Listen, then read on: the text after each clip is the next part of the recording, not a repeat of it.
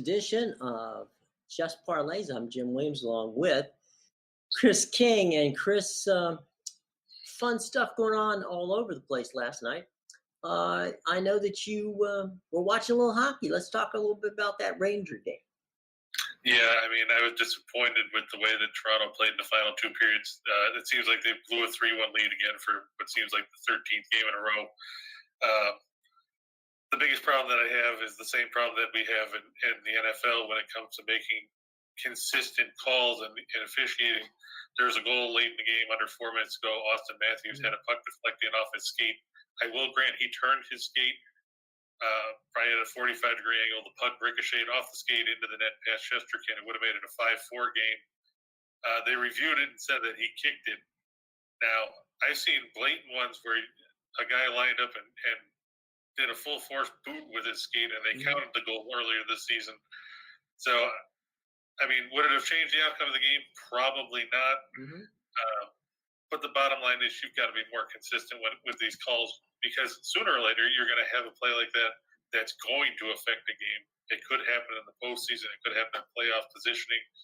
And then you're going to have a whole big mess. And Gary Bettman, he's had enough problems. Yeah, he doesn't need more. As the czar of the National Hockey League, the last thing he needs is to add to it by continuing this horrible officiating. I miss the days, and I never thought I'd say this, of Kerry Frazier, even Don Koharski. And, of course, I was always liked when Ray Scapanello was a linesman for a game, because you knew that things were going to be called right. Some of these guys now, I don't think they know what's going on half the time. Well, the other thing, too, is the game is so much faster with, what's going on in the ice these days. These guys are magnificent skaters, but if you look at how the puck bounces off the skate, off the ice, off of sticks, I mean, it's hard to keep track of where it's going under the best of circumstances. But like you said, if a guy's skate is kind of like, angled just at the right possible situation, there's no way the goalkeeper's going to be able to stop it. Plus, as you say, you've seen people kick it, and I've seen people kick it. I've seen people use their hand and try to push it, that too. And hope that the official didn't see it.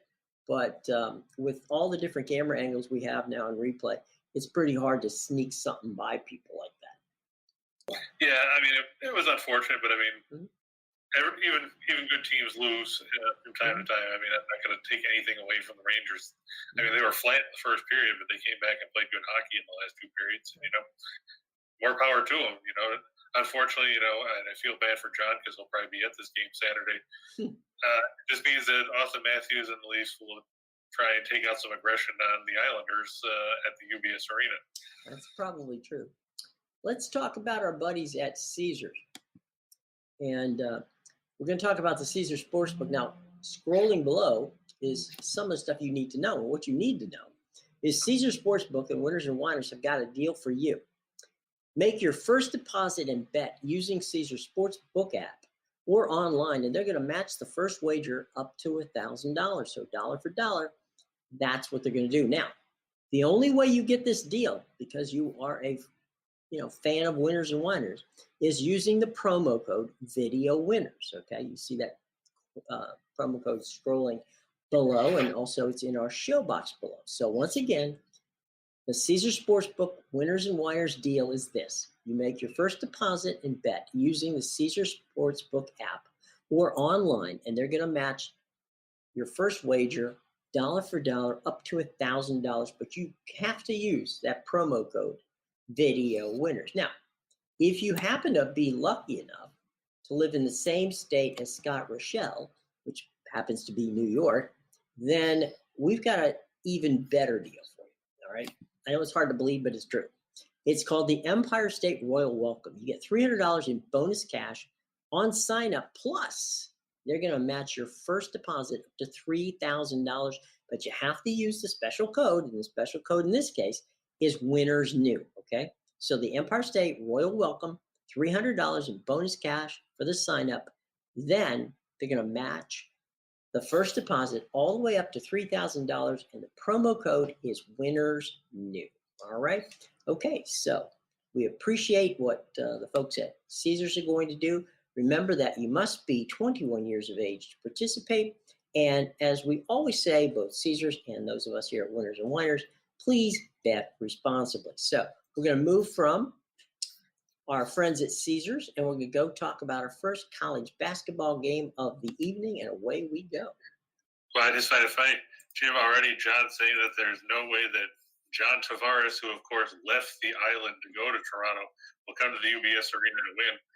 John, are you saying that just because Tavares already owned the Nassau Coliseum, so you just don't want him to take over a new building? John Tavares had a lot of success at that building.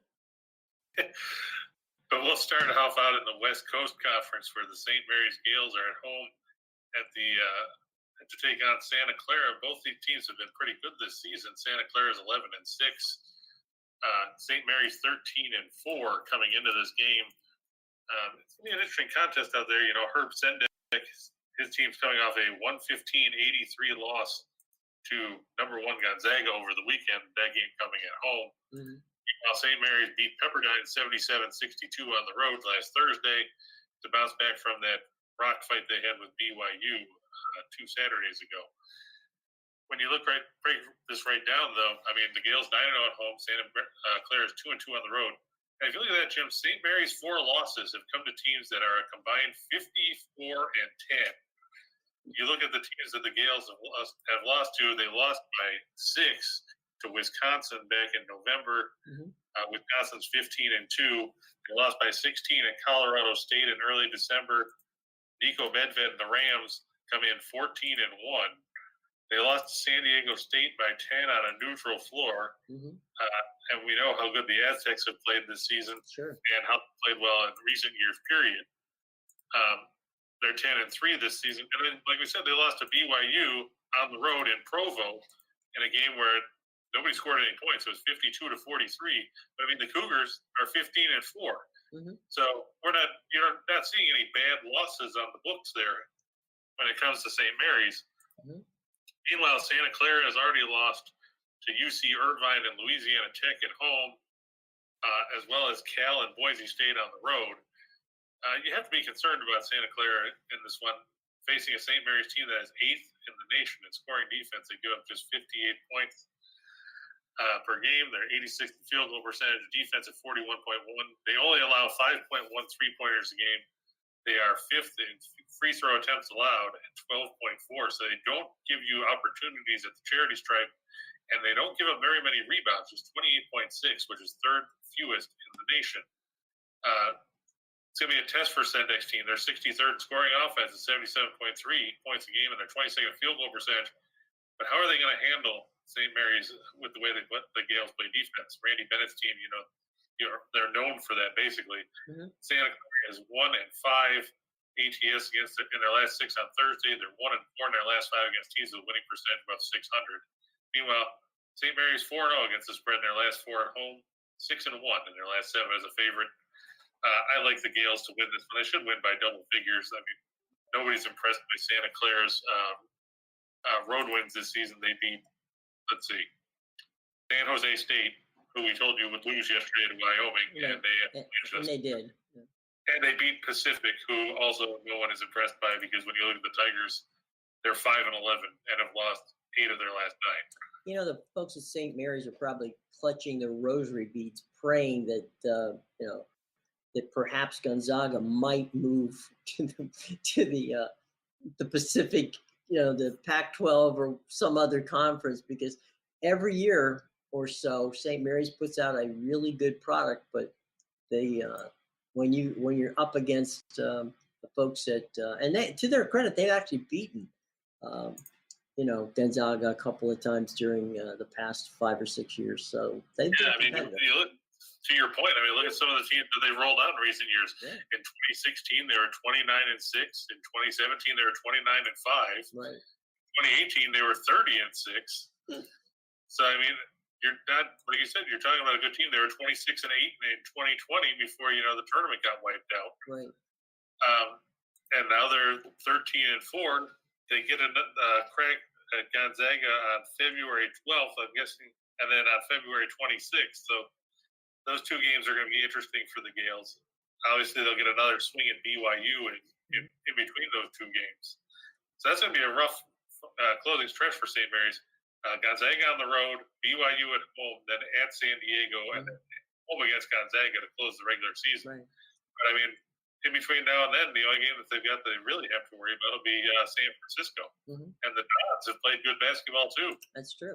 And you're talking, I mean, you figure St. Mary's is going to get to 20 wins. It's very possible San Francisco can get to 20 wins. We know. Yeah, I mean, the Dons are 15-3. Right. You know that Gonzaga and San Jose State's going to be over 20. So you know that's pretty good company you're talking about there. Yeah, I mean the West Coast Conference. There's not a lot of punching bags in there. I mean, if you're going to look at the doormats, it's Pacific and Pepperdine. But Pepperdine, they lost a big chunk of talent from their team the last couple of years with Colby Ross graduating and Kessler Edwards going to the NBA. So it's a rebuilding year. But Pacific, I don't know what their problem is. They're just terrible. Oh well, you can't have somebody's got to be the homecoming team for everybody else. Well, normally that's Portland, but I mean Portland has a winning record right now, but they'll tail off probably now that conference play has started. Right, when they get to the conference. Okay, let's go from there to Oakland, I think, right? Yeah, we're going to go to the arena as Oakland is at home against Milwaukee in the Horizon League. Oakland's 13-4 this year. Milwaukee, 6-12. They're 3-5 at home. Oakland's 5-3 on the road. These teams met just 11 days ago, and Oakland rolled to an 86-65 win in that contest. The Golden Grizzlies 95th in scoring offense at 75.5 points a game. They're very good at the free throw line. They're 19th in the country at 77.8%. And they get a crack at a Milwaukee team that's just 304th on scoring offense at 66.3 points a game. They're 230th in field goal percentage at 43.3. They're 271st in three-point shooting at 31.8%. In addition, Pat Baldwin Jr., the son of Coach Pat Baldwin, is questionable for tonight's game. He's dealing with, I believe it's a knee injury. That would be a big blow for the Panthers because they need anyone that they can possibly get to score points. Baldwin is a freshman. He's 6'9", 220, and he's averaged, he's put up some decent numbers. So they clearly could use him. He hasn't played since January 5th against Green Bay, when he logged 11 minutes. He's missed actually 7 of the last 8 games, so they're hoping to get him back for this one. They're going to need him, but the bottom line is Oakland is a very talented team. They're 6-0 against the spread in their last 6 overall. They're 5-0 in their last 5 after an ATS win. Milwaukee 1-5 in their last 6 against teams with a winning percentage above 600. And 1-5 in their last 6 against teams with a winning straight-up record. I know everybody thinks that, these mid-major teams, you can just write off. But, hey, I mean, if it wasn't for mid-majors, nobody would know what a power conference was. Right. That stat that's right there at free throws at almost 78%, that really is, when you get down to crunch time, that statistic right there probably is the most important stat of everything that's on that list. And yeah, when you're trying to salt away a game, Yeah. Because I wrote about this when I came to doing a game yesterday for Winners and Whiners, the USC Colorado game. Right. USC is god awful when it comes to shooting free throws. I mean, and that's going to be something.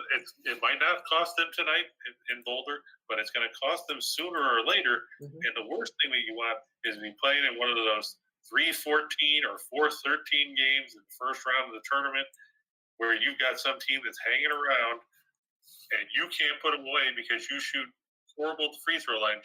Back up that point, USC is 355th of 358 teams in the nation shooting free throws at 61.3%. I don't care how well you shoot from the floor. If you can't hit free throws, you're going to get beat by some team that has no business hanging around. Well, the other thing is you're going to get beat by the team that's across town. UCLA can hit free throws, so that's true. You got that going for you. But you're right. I mean, first you have to worry about it in the Pac-12 tournament, and then you have to worry about it in the if you make it to the NCAA, which these guys should, without any question, make it to the NCAA tournament. But it's the difference in it could be the difference in seeding. That's true too. It's you lose a game that you're not supposed to lose, or you lose a game early in the tournament, and suddenly that maybe 3 seed that you thought you had becomes a 5 or 6 seed. But now here's an interesting thing, Jim. I'd like to get your take on this real quick. Yeah, sure. Of the top 20 teams in the country that come from that in free throw percentage, Mm-hmm. you know how many are from a power conference? 1. 2. Okay. Villanova is 3rd. Okay, well that makes sense. Jay Wright has. And Utah is 8th. That's it. You've got Nevada, Charlotte, Tulsa, Detroit Mercy from the horizon, Mm-hmm. North Alabama, Kent State, IPFW, also from the horizon, Fort Wayne there. Dartmouth, Missouri State, and Toledo are 20 through 11. Incarnate Word is 10th. Bucknell from the Patriot is 9th. Right. Hofstra is 7th. Colorado State 6th. Miami of Ohio 5. VMI from the SoCon is 4. Mm-hmm. Montana is 2. Hey, we've had Montana a couple times. Big Sky Country. Yeah. And Portland, the team that had no player come back from last season Right. after the debacle that was the Terry Porter era, Mm-hmm. number 1 in the country, 83%. Wow. How about that? But 2 power conference teams. Right. And then people wonder why all these big name teams get upset by scrub teams that are like, well, I've never heard of Pennsylvania A&I Tech Community College State. Right. Well, That's because they make free throws. that's right. And that's that's why they call it madness, right? All right. Exactly. So And real quick there, Jim, James wants to know about Murray State. I mean, we've talked about the Racers. They played some very good basketball this season. They whipped Belmont. They crunched Eastern Illinois the other night on the road, 72-46. And guess what? They get to play Eastern Illinois again tonight. That game coming at home this time, coming to you from the confines of the CFSB Center. I imagine it'll be a capacity crowd of 8,600 plus over there, because what else is there to do in Murray, Kentucky but watch the Racers? I mean, let's face it, Eastern Illinois, they're 357th in adjusted offensive efficiency. They're 353rd in effective field goal percentage. They're dead last shooting twos at 39.6%. If that wasn't bad enough, they're one of the 5 teams that's worse than USC shooting free throws at 60.9%. They're terrible shooting threes. They're second worst in block percentage. They're second worst in steal percentage. They're third worst in turnover percentage. They don't get offensive rebounds, and they don't stop anybody on defense. other than that, they do fine. Yes. Okay. Marty Simmons' team is 2-14. They've lost 7 in a row. They've beaten no teams from Division I this season. They are 0-14 in those games. Their 2 wins, a 32-point win over Rockford. Yeah, great. Kudos to you for that. And then they beat North Park by 5. So what you're telling James is that he's in pretty good shape to bet Murray State. Is that what you're trying to tell him? Yeah, I mean, I know the line is high, but when you're dealing with a team that's 2-14 and has no wins, Murray State going off currently at 27.5. The total has actually gone down half a point. It was 128. It's 127.5 now. Murray State 10th in scoring offense, 11th field goal percentage, 16th in 3-point shooting. They're good defensively. Eastern Illinois. You know what I'd love to see? I'd love to see if they could make it a pay-per-view event. John would buy it. It'd be Eastern Illinois versus IUPUI in a best-of-7 series. That's true. John would buy it. The team to get to 60 points. They may have to go overtime to get to 60 points. Yeah, well, they could go to quadruple overtime. That's possible, yeah. I know, James, you'd worry about them bringing guys off the bench and everything, but I mean, ask John how well that worked with IUPUI when he tried to bet with the 33 points against Ohio State the other night. After I warned him not to do it because this was going to be one of those games where they lost by 50, and then you wonder why you bet money on it. The other night in that game, Murray State was up 22-8 midway through the first half. They got cut to a 9-point lead. Then they outscored Eastern Illinois 39-22 in the second half. It's going to be one of those games, I think, where Murray State playing at home, they're going to feed off the crowd. They're going to try and, get all the flashy dunks in and everything else. I think that the Racers should cover. I mean, they won by 26 on the road. They shouldn't have any problem winning by at least 30 or 35 at home, given the fact that the Racers have played such quality basketball this season. You look at their numbers. Their home wins by 32, 19, 37. They beat Middle Tennessee by 6, but that's a write-off. Then they won by 70. Then they won by 11. They won by 25 and 23. And that 23-point win over Tennessee State was the one that they threw together at the last second because that was supposed to be the Austin Peay game. It was rescheduled for next week. Any more college basketball questions before we move on? I don't see anybody jumping out. I mean, John wants to know about IUPUI, but I've got that covered later in the show. We'll get you, John. Don't worry. IUPUI will be there. I watched John. I want you to know I watched them the other night against Ohio State just for you, buddy.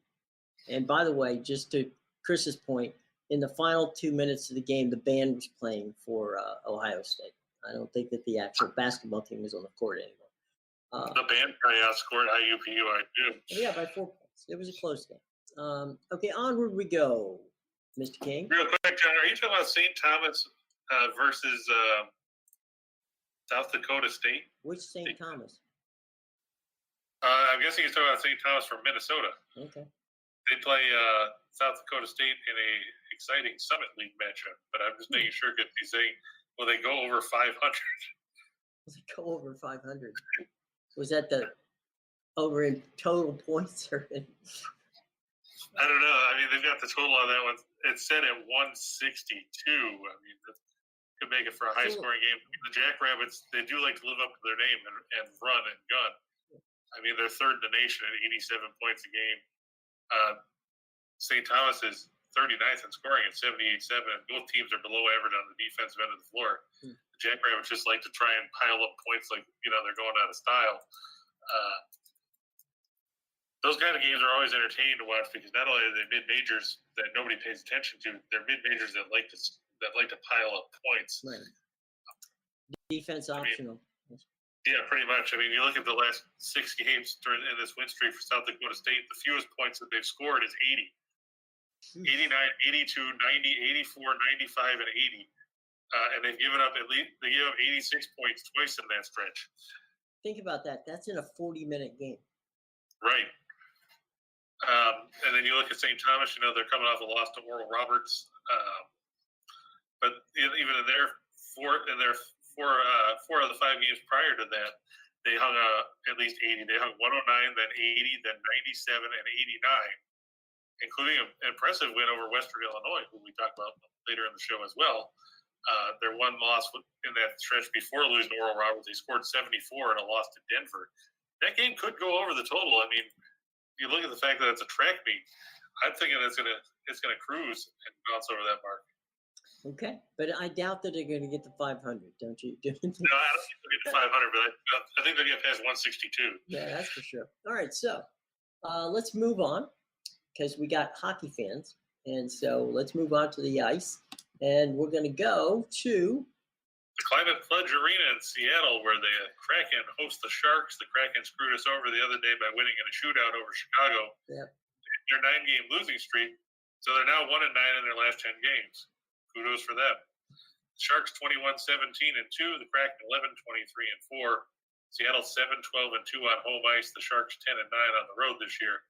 It's going to be Aiden Hill 9-10-1 with a 273 goals against, 906 save percentage, and 1 shutout in goal for San Jose. The Kraken will once again turn to Philippe Grubauer 8-15-4 with a 331 goals against and a putrid 882 save percentage in that one. Sharks 17th in goals against. They give up 3 per game, which seems like a lot, but then you see Seattle is 30th and gives up 3.61. That is a big difference, especially when you consider both teams are mediocre offensively. The Sharks 23rd in goals per game. Seattle is 25th. But this boils down to, the Sharks are better in their own zone. They play quality hockey. They're 5-1 in their last 6 against teams with a losing record. They're 5-2 in their last 7 on 2 days of rest. The Kraken don't know how to win at home. They're 1-8 in their last 9 home games, and that was that win the other day against Chicago. They're 0-5 in their last 5 against teams with a winning record. They're 0-5 in their last 5 against teams from the Pacific Division. And, just throw in for good measure the fact that, Grubauer is playing and hasn't been able to stop a beach ball some nights, especially playing in his own arena. You have to think that the Kraken are going to be in trouble here. They're minus a couple of offensive weapons. And San Jose is going to be motivated to avenge that 3-1 home loss to the Kraken they suffered last month in San Jose. I look for the Sharks to take that one over the Kraken and send Seattle back to their losing ways. Well, there you go. You got to I feel bad. Grubauer has been, has had some good seasons. It's unfortunate he's not having a good one this time around. Like we said before, it's tough when you go to an expansion team and you go to one where they didn't build it the same way George McPhee did with Vegas. Right. He doesn't really have a blue line group to work around, and they don't have the forwards where they can score to keep them in a game. And I agree with Super Sly there. He says that, he likes the Sharks at this odds, and this game seems like a gift. The Sharks are going to be motivated to bounce back after that disappointing showing they had against Seattle last month. And, Absolutely. The way the Kraken are playing right now, you have to think they can pull that out. Absolutely. All right, let's move on. We're going to move down the West Coast to the Crypto Dome, as we like to call it. The Avalanche on the road against the Kings. The Avs 26-8-3, Kings 20-15-5. The Kings are 13-9-2 at home, but the Avalanche 10-6-2 on the road. They're coming off a 2-0 shutout of Anaheim last night. So a nice defense they're showing by the Ducks, but they couldn't light the lamp, and that ended up costing them. It'll be Darcy Kemper 17-5-1 with a 272 goals against, a 908 save percentage, 1 shutout in net for Colorado. That was confirmed by Coach Jared Bednar yesterday when he said that Kemper did not suffer a concussion earlier this week, so he'll be back between the pipes instead of Pavel Francouz. Jonathan Quick, 11-9-4 with a 253 goals against, 915 save percentage, and 2 shutouts in net for the Kings. The tough part for LA, they're 18th in goals for at 2.83, and they have to deal with an Avalanche team that leads the league with 4.19 goals a night. They're also coming off a 6-2 loss to the Sharks or the Kings, and Colorado is 9-0 in their last 9 against an opponent that gave up at least 5 goals in their last game. They're 8-1 in the second game of back-to-backs. So, they're not even intimidated when it comes to the fact that, they had to play somebody and then go somewhere else. Mm-hmm. The Kings 3-9 in their last 12 against Central Division teams and 1-4 in their last 5 as an underdog. Quick will keep them in the game, but the Kings just don't have the offense to keep up with Colorado. I was about to say, Jonathan Quick, that is a very deceptive line for him at 11-9-4 because he's a much better keeper than those numbers would give you, the reason to believe. And but like you said about Philip Grubauer, if you don't have the blue line in the defense, you get a lot of odd man rushes, and Colorado can, as good as Jonathan said, as you were saying about Quick, as good as he is, those odd man rushes out, there's going to be some pucks fly in there no matter how good you are. Yeah, if you look, we've seen games where Quick lost, he's lost 2-1 on a couple of occasions, or 2-0. Mm-hmm. Yeah, so those are games that he lost one game against the Capitals back in mid-November. He gave up 1 goal on 37 shots. Yeah. And, they lost 2-0 because they gave up an empty netter after that. But still, when you're turning it in games where you're giving up 1 or 2 goals and you're still losing. Right. And now you've got to play a team in Colorado that has no problem with lighting the lamp. Right. We've seen it repeatedly. And that's going to be a rough night for Quick. He's coming off a rough start. San Jose got him for 6 goals on 17 shots the other day. Yeah. And now you got to deal with the Avalanche with McKinnon and Landeskog and Mikko Rantanen and all those guys. sign me out. I'd be saying I pulled a hamstring, put Cal Peterson in. Yeah, please.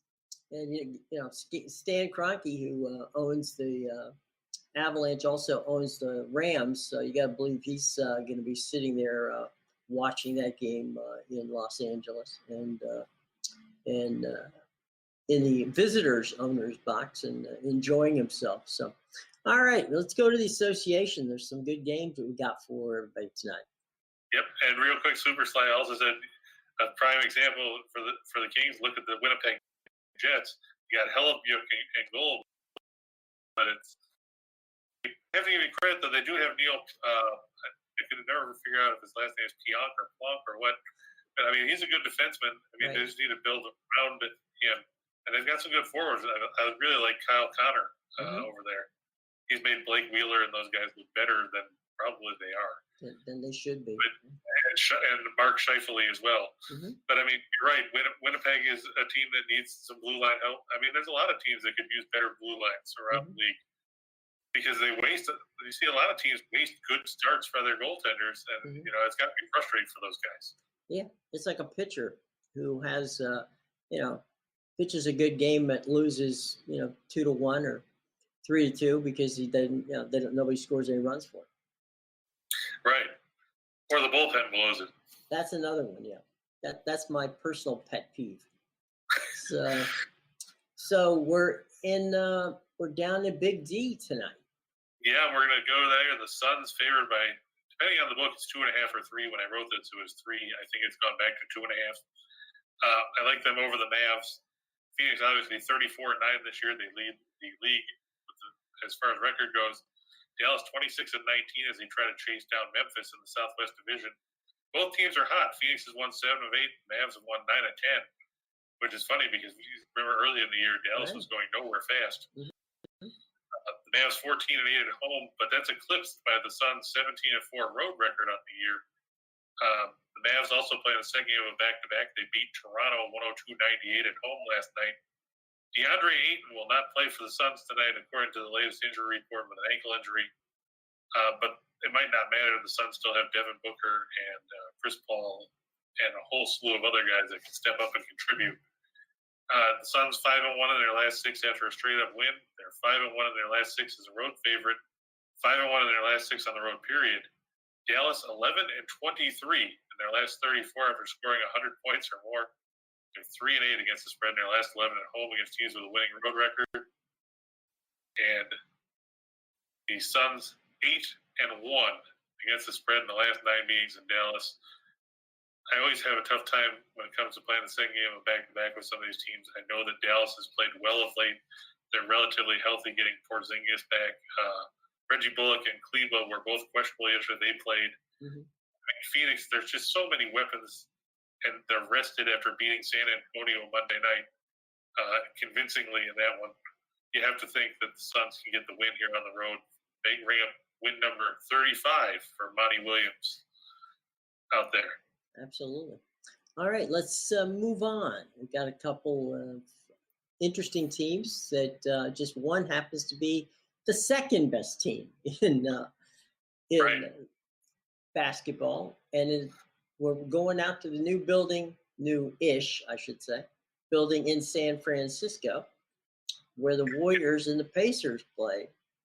Yeah, the Pacers, 16-29, they did beat the Lakers yesterday, which was disappointing because I said the Lakers were going to win. I'd have to give Frank Vogel credit, though. He benched Russell Westbrook down the stretch in that game for the final 4 minutes after Westbrook kind of loafed around on defense and let Karis LeVert go by him like a turnstile earlier in the fourth quarter. Now, that's a gutsy move, especially with the reports that you had, Jim, that, he could be in jeopardy of losing his job. Right. But, even with that win, the Pacers are just 4-17 on the road. Golden State's 19-3 at home. Like we said, it's going to be the second game of back-to-back for Indiana. I know Draymond Green and Otto Porter aren't going to play for Golden State. Indiana won't have Miles Turner, who is out until after the trade deadline, likely with that foot injury. Domantas Sabonis is a question mark now tonight. They added him late on the injury report. It's going to be an uphill climb for Indiana. I mean, Golden State leads the league in scoring defense. They're lead the league in field goal percentage defense, and they're fourth in 3-point defense on the year. Indiana's just 1-4-1 against the spread in their last 6 on the road against teams with a winning home record. They're 1-4 in their last 5 on the road against teams with a home winning percentage greater than 600. And Golden State's 19-6-1 against the spread in their last 26 at home. I'm not looking for a big offensive bonanza here. I mean, Golden State might scrape over the 100-point mark, kind of like they did against Detroit the other night. Mm-hmm. Indiana, they're just brutal on the road. And, I mean, the reason why they got 111 last night is because the Lakers can't play defense. Yeah. And it's, I don't know. You'll look at that and you say, well, it's Golden State and Phoenix are like here, and then everybody else is strata down below that. But those two teams are, and you brought up Utah before. Those three Utah's teams, struggling right now. I mean, they lost to Houston last night. That was another disappointing game. Yeah. But, I mean, they've had injury issues. You know, Gobert missed time with COVID. Joe Ingles is out COVID. Donovan Mitchell's dealing with a back issue. Right. But, I mean, you know, come the end of the season, I think you're going to see those three. You're going to see Memphis in the West. If Dallas can keep playing the way they are, they could be battling in the West. Mm-hmm. It's going to be interesting to see who ends up with home court advantage in the first round of the playoffs, just based on the fact that you've got 4, 5, 6 good teams battling for 4 spots. Right. And you might, you know, and then there's the Battle of Los Angeles. You know, the Clippers and the Lakers. Team that actually makes the playoffs. Right. Which that, you know, a couple of years ago, that would have been, you know, that would have been heresy if you're talking about that kind of stuff. Well, let's take a moment and chat a little bit about our buddies at Caesars Sportsbook. And they've got a special deal, which we want to tell you about, for winners and whiners. That's because they like us and we like them. Here's the deal. You make your first deposit and bet using Caesars Sportsbook app or online, and they're going to match that first wager all the way up to dollar for dollar to $1,000, okay? But you have to use the promo code Video Winners to get that deal, all right? So when you go to Caesars Sports app or their online service and use it for the first time, make that first deposit and first bet, and all the way up to $1,000, they'll match it. But you have to use that promo code Video Winners. Now, if you happen to be in the state of New York, well, then we got something really cool for you. They're calling it the Empire State Royal Welcome. And what that means is you get $300 in bonus cash for a sign-up. Then they're going to match your first deposit all the way up to $3,000. That's $3,300 potentially, folks.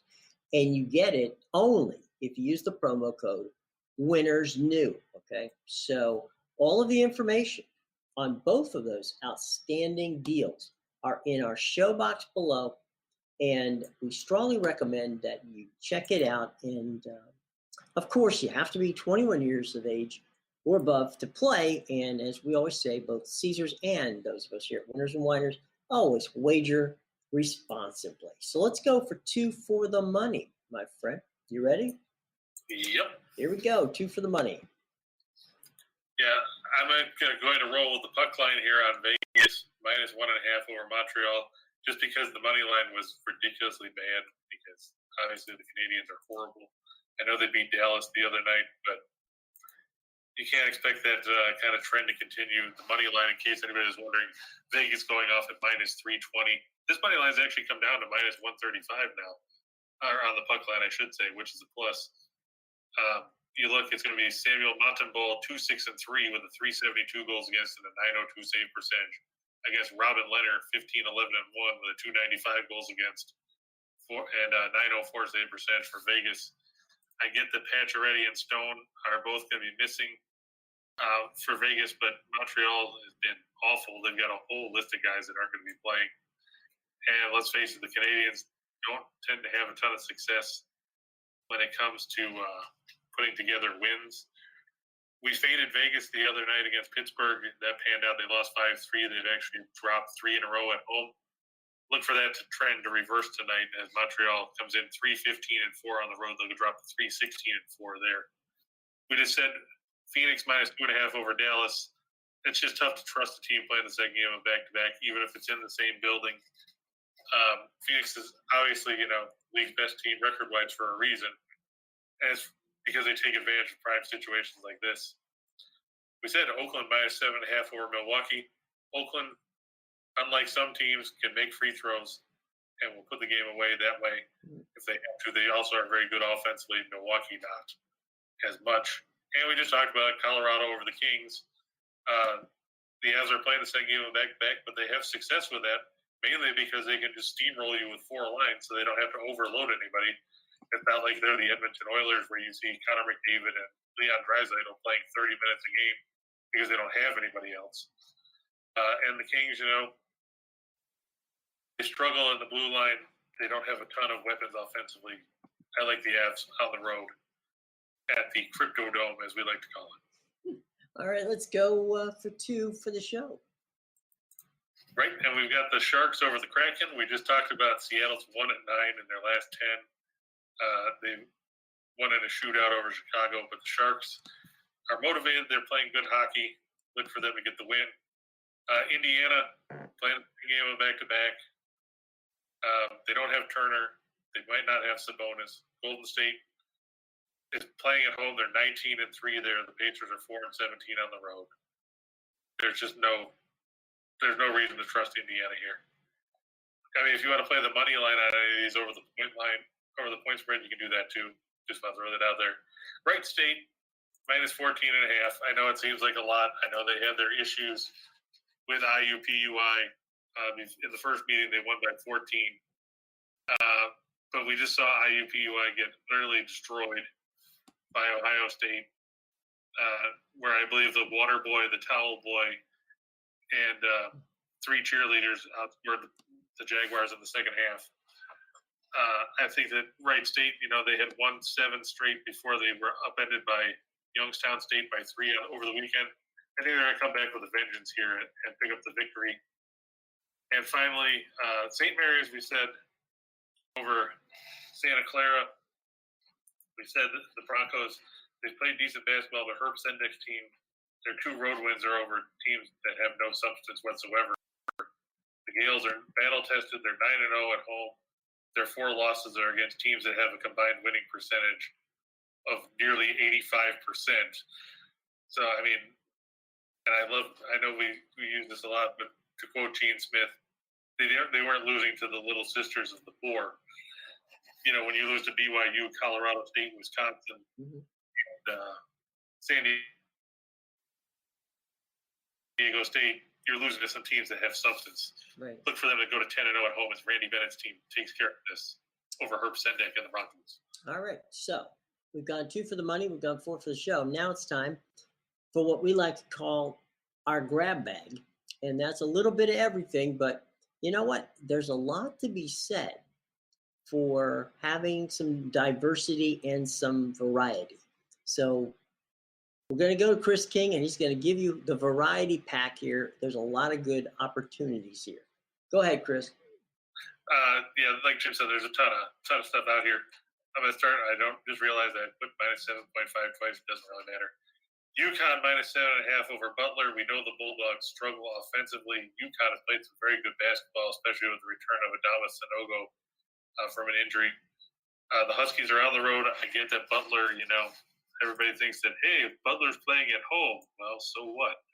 If you don't score any points, it doesn't matter, and that's been a big issue for the Bulldogs this season. Butler doesn't have much that you can scream about that makes you say, hey, this team can hang with somebody, because they can't. They don't score any points. They're just 9-8 on the year. I get UConn's only 1-2 on the road, but that shouldn't really matter all that much, given the fact that they play quality basketball. They cruised to a win over Butler Tuesday night. These teams just met at Sports Pavilion there, and UConn was up 15 at the half and won by 17. So I don't expect much of a reversal of fortunes there. Texas State, I know nobody ever wants to talk about the Sun Belt because, hey, you're like, what the hell is the Sun Belt? But that's all right. Texas State, the Bobcats, Terrence Johnson, his team's 11-4. They come off a impressive come-from-behind win over Louisiana. The Raging Cajuns have been the talk of the Sun Belt in recent years. They came back from 12 down in the second half to beat the Raging Cajuns 72-68 the other day. They face a Little Rock team that has hasn't played in 2 weeks and lost 2 of their last 3 before the pause, including an 8-point loss to Louisiana Monroe. Darrell Walker's got his hands full, especially when you factor in that Little Rock is 3rd worst in the nation in effective field goal percentage defense at 58.5%. To make it worse, they're 350th in 3-point defense. They're 355th in 2-point defense. Texas State's got to be licking their lips at this, thinking about how many points they can score. Look for the Bobcats to get their 12th win of the year. Western Illinois, we talked about them earlier in the year. They opened the season with a win over Nebraska. They disappointed me when they lost to Nebraska Omaha, but they're at home over South Dakota tonight. The Coyotes are a sieve defensively. I look for the Leathernecks to cover the line there. And the final game in college basketball, UC Irvine, they haven't played much lately, but the Anteaters are always tough in the Big West. CSU Fullerton doesn't play well on the road, ever. I look for the Anteaters, Colin Wilp, and the guys to get the win in that one. On the NBA hardwood, the Pelicans on the road to face the Knicks. The Knicks playing their 3rd game in 4 nights. They lost to Charlotte Monday. They turned around and lost to Minnesota on Tuesday. They'll turn around and probably lose this one to New Orleans on Thursday. The Knicks still don't have Cam Reddish. They don't have Nerlens Noel. Derrick Rose, of course, out till February. You're putting a lot of pressure on Julius Randle, Evan Fournier, and Kemba Walker to step up. That's provided Walker can, keep his bulky knee from taking him off the floor. Phoenix and Dallas, I like to stay under 216.5. If you think about it, the Mavs are 2nd or 3rd in the league in scoring defense. The Suns are 6th. And Dallas doesn't score a ton of points anyway. We saw them combine with Toronto to score 200 yesterday. This number seems like a gift. Same with Indiana and Golden State. The Pacers aren't a great offensive team. Golden State leads the league in scoring defense. We saw them match up with Detroit, and they barely cracked the 190-point mark in that game. Don't expect big offensive fireworks here with the Pacers playing the second game of a back-to-back. And think about this. Even playing yesterday against the Lakers, who are sieve defensively, those teams only combined for 215. On the ice, Philadelphia, we had fun bashing them earlier this week when we told you the Islanders would beat them on back-to-back nights. The Flyers are 0-7-2 in their last 9. But I look for them to get the win tonight at home against the Blue Jackets. Columbus is horrible when it comes to stopping teams on the road. The Blue Jackets, if you look at that, they are 6-12 as the visiting team this season. In those games, they have given up an average of 4.11 goals a game. So you're talking about they've given up 49 goals in 12 road games this season. The Flyers play better at home. They average 3.11 goals a game on home ice compared to 2 on the road. Look for Carter Hart and the boys to get the better of Elvis Merzlikins and the Blue Jackets. Winnipeg. Super Sly, you were talking about the Jets with Hellebuyck in goal. They're facing a Nashville team that'll have UC Saros back in goal tonight. But the Preds have lost 4 in a row, including that loss the other night to Vancouver. Bruce Boudreau and the Canucks beat them 3-1 Tuesday night. We told you that Nashville would lose to St. Louis Monday and Vancouver on Tuesday. So this is the 3rd game in 4 nights for Nashville. It's the 4th game in 6 nights for the Preds. And going back to last Thursday, it's the 5th time in 8 days that the Predators will take the ice. You have to think that fatigue is going to be a factor for them. I like Winnipeg in this one. And finally, the Florida Panthers, minus 160 over Edmonton. Edmonton has played once in the last 2 weeks due to COVID issues and the attendance cap restrictions throughout the Canadian provinces. They're going to be rusty. Florida, they can score a lot. I think the Panthers there behind Sergei Bobrovsky. Well, there you go, folks. Quite a lot of good situations there, good options, plenty of opportunities. Any things that pop out to you as we get ready to leave here, Chris, on the night that you like? Obviously, you like Oakland. You think that's a good situation there. I really have to say I like Winnipeg just because of the fact that, how often do you see in the NHL a team play 5 times in 8 nights? You see that in the NBA, but the NBA is not nearly as physical when it comes to, banging around and everything like it is in the NHL. It's got to be a fatigue factor for the Predators. Absolutely. And then Also, Vegas, I'm going to fade Montreal as much as I can because, hey, sure, the Canadians have a proud heritage. I will not take that away from them. Mm-hmm. Granted, I hate them being a Toronto fan. The CBC did a great thing about 20 years ago, the Forever Rivals documentary. I had the book and all that. It was a great thing. But this is not the Montreal team that we saw last year. Like Greg Wyshynski at ESPN said, the the Canadians are like Cinderella. They had their run to the Stanley Cup Finals last year, but the clock has struck midnight now, and everything turned back into a pumpkin.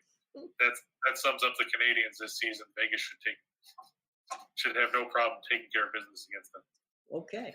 Any final questions before we head out and get ready for tomorrow's show? I'm looking around. Raise your hands, boys. Don't forget to smash that like button because I don't want James chasing me down. And subscribe so you can join us tomorrow at 1:30 for a big look at, a little bit of looking ahead to the NFL on Saturday. Right. We're gonna have Well, some fun. We'll have somebody here that can talk about it just as well as we can. That's right. That would be greatly appreciated. So, all right, folks. One last time. Any questions? Going once, going twice? I guess not. Okay, cool. All right. Well, thank you all for joining us. As I said before, smash that like button, hit the subscribe button, and join us tomorrow at 1:30 for Chris King. And as always, guys, if you want to reach out, you can. My Twitter handle's right there. Right. Ask John; he'll tell you that you can usually reach me because if I'm at my computer, I always check it during the day, and I'll get back to you if you have any questions. See, there you go, folks. Talk about someone who's being a total, all access guy. It's Chris King. He's your all access guy. So. Hey, Joe, Christine and Rachel, who apparently complained that we called them out for picking our Islanders pick the other day, feel free to razz them about that because it's just entertaining. Well, they're entertaining, and they're on at 3 o'clock right here on the Whiners and Whiners Sports Betting Network. Scott and Scott coming up at 3 o'clock.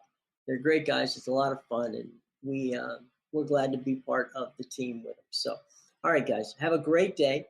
Chris, you have a great evening, my friend, and we will see all of you tomorrow right back here on Just Parlays.